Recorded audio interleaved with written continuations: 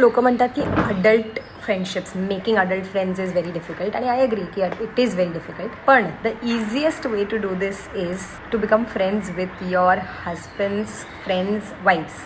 म्हणजे तुमच्या नवऱ्याच्या फ्रेंड्सच्या बायकांबरोबर फ्रेंडशिप करणं.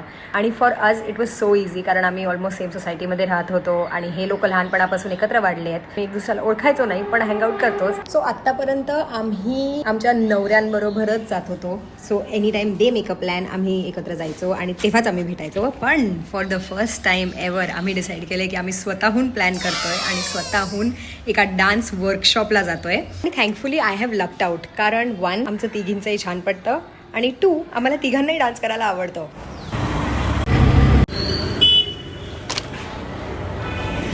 कुठे गेले? ह्या आधीची जी रिक्षा होती त्या काकांनी मला मध्येच रस्त्यावर उतरवून टाकलं, म्हणून हे दिसत नव्हते तेव्हा मी घाबरलेली. But I found them.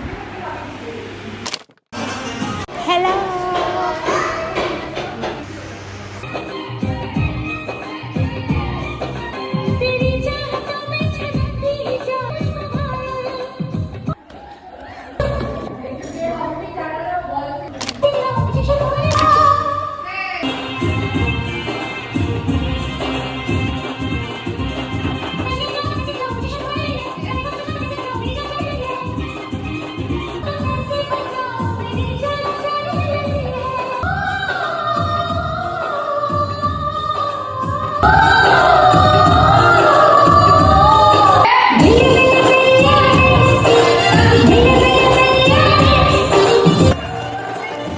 बस बस बस एवढेच व्हिडिओ दाखवू शकतो, बाकीचे दाखवण्यालायक नाही आहेत. पण डान्स नसेल आला तरी मज्जा खूप आली.